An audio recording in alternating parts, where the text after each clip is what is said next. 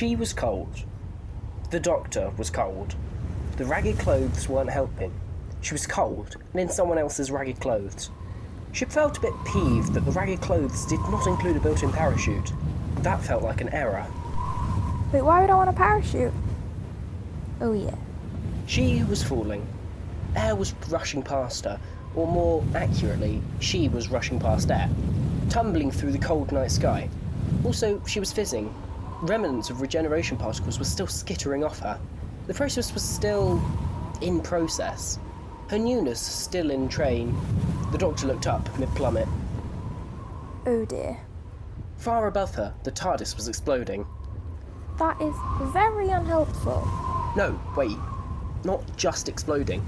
Now the TARDIS was dematerialising while it exploded. Dematerial exploding. Hang on, that's not a word. Alright, I'm only a few minutes in here. You're lucky I've got any words at all. Will you two stop arguing? Only if you stop subdividing us. This is all the same brain. Don't confuse matters. As the blue box vanished, leaving the doctor looking up at a starry black sky, the doctor wondered if she'd ever see her TARDIS again. No time to feel sorry for yourself? Too much going on. There was an awful lot going on. A large, dark, painful ground mass was rapidly approaching, and inside the doctor's body her cells continued to burn and reshape and reform. Well, this is a conundrum.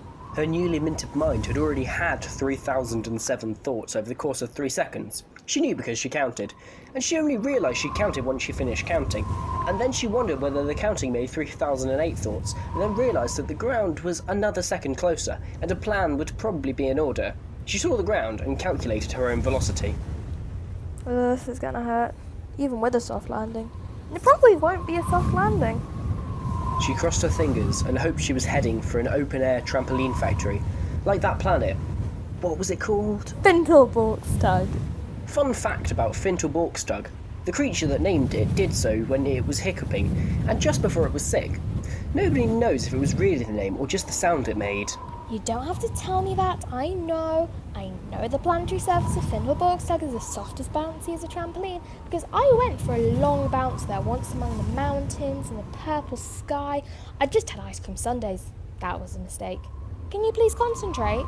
She concentrated. She confirmed she was still fooling. Disappointing, but not that much of a surprise, given her circumstances hadn't changed in the second since she last checked. Where am I? What sky is this? What ground am I heading for? She stuck her tongue out. It was buffeted by the air.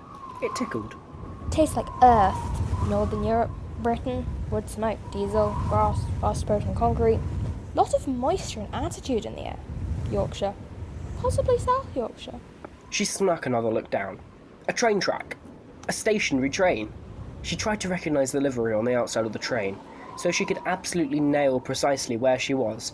But it was so distant and dark, and regeneration had once again failed to deliver the superpowered, see-in-the-dark X-ray vision she had always craved. Ah well, maybe next time. Now, the train below was insisting on getting even closer.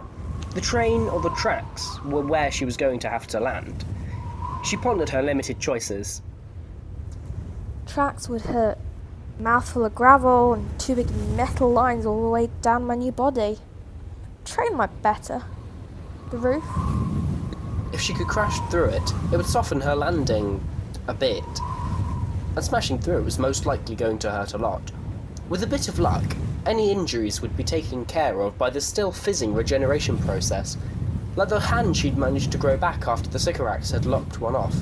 All those injuries the doctor had got after she'd crashed through the roof at Naismith Manor, although, in fairness, a whole new body she needed for that one. That roof is very close now. She flapped her arms a bit to make sure her trajectory was bang on. As she did so, she saw that the train lights were out. She saw sparks of light flashing in one carriage towards the back of the train.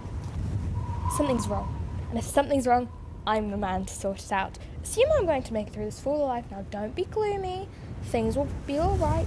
Right now, they're not ideal, but I can muddle through. Probably.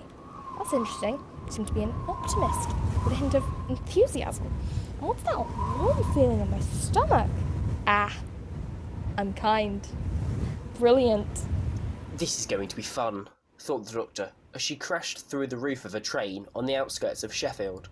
Then, having hit the floor of the train, and felt extra little regenerative energy particles heal where things had scratched or broken and hurt. Newness. In train, on a train, she thought to herself. This is going to be a very interesting night. The doctor jumped up, zapped a creature she couldn't quite understand, and immediately made new friends.